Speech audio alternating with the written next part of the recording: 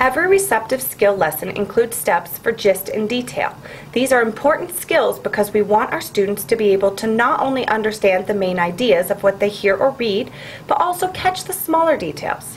Today, I'm going to teach a listening lesson.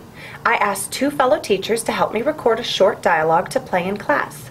For the gist stage, I printed out some of the main events that happen in the dialogue and cut them into strips. I'll play the recording and ask the students to place the events in the order they occurred. If necessary, I'll let them listen to the recording more than once. For the detail stage, I've made a simple worksheet with true-false questions about the dialogue. Again, I'll allow them to hear it more than once if they struggle. Okay, so now we're going to listen to somebody's conversation about what happened this weekend. Hi Maggie, how was your trip to the mountains this weekend? Hi Carrie, not so good. Really? What happened? Well, first of all, we got a flat tire on the way. John cut his hand while he was trying to put the spare on, and we didn't have any bandages. What did you do?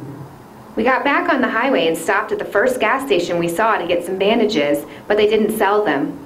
So we had to wrap his hand with his bandana to stop it from bleeding. But we eventually found a drugstore and got some bandages and antiseptic. Well, that's good. Yes, but things got even worse. We finally got to the trail, packed our backpacks, and started hiking.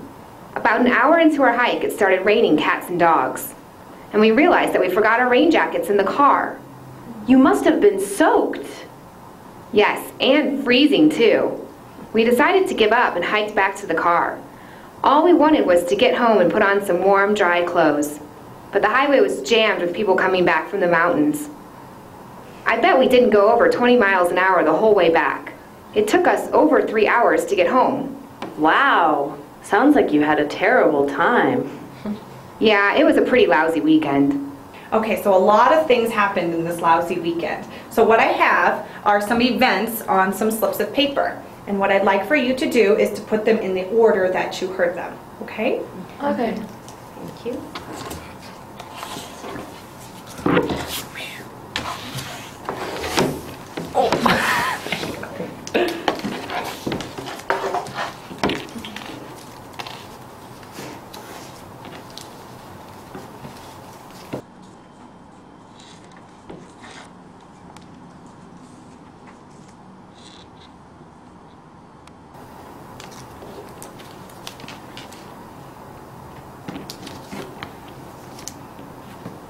How are you guys doing? It's a little difficult, right? Sometimes it's hard to remember exactly what happened. Exactly. If you want, we can listen to it again. Would you like that? Please. Okay.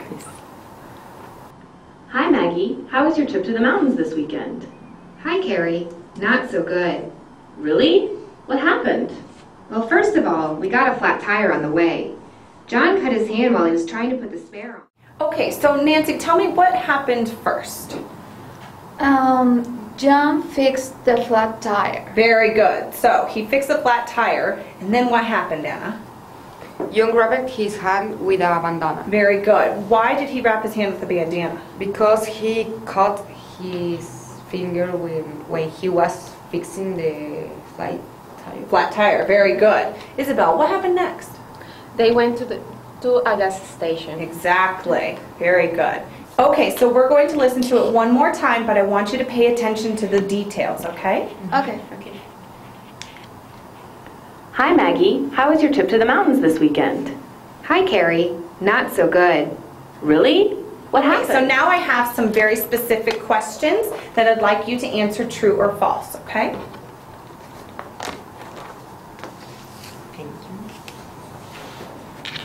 Thank you. If you have a question about a word, go ahead.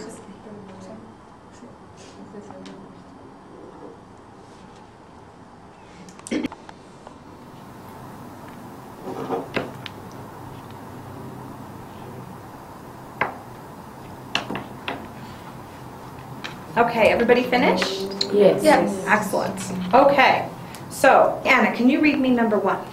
Maggie and John forgot their backpack when they went hiking too.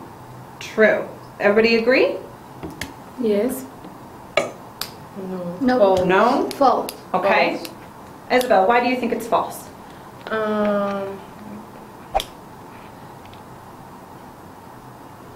Did they forget their backpacks? No, they don't forget the backpacks. They forget the clothes for the for the rain. rain. Ah, The jackets for the rain. Okay, Yeah, excellent. So they didn't forget their backpacks, they forgot their rain jackets. Okay, Very good. rain jackets. Thank you. Isabel, what's number 2? They bought bandages at the drugstore. True. True. Everybody agree? Yes. Yeah. True. Excellent. Nancy, what's number 3? It was raining while John was changing the tire. False. False. Very good. Sandra, what's number 4? It took them exactly 3 hours to get home. False. False. Very Over good. 3 hours. Excellent, Yeah. Anna. It took them Over. over 3 hours. 3 hours. Come on. These techniques could be used for any receptive skill lesson, but here are some more ideas. You'll find that many of these could be used for either gist or detail. The only difference is how general or specific you make them. Open-ended questions like who, where, what, etc. A multiple choice worksheet. Either or statements or questions. Retell or summarize the listening. Determining what info is found in the text or listening. True-false statements. Close or gap-filled text. Check off items on a list that are heard. Fill out tables, graphs, or flowcharts with information. Put pictures, sentences, directions, events, or instructions into correct or logical sequence. Correct the statements, example, students have the incorrect dialogue and have to correct it as they listen. Draw what's happening in the listening. Whichever activity you choose to practice receptive skills with your students, be sure to give them multiple opportunities to read or listen so that they can practice without the anxiety of having to get it right on the first try.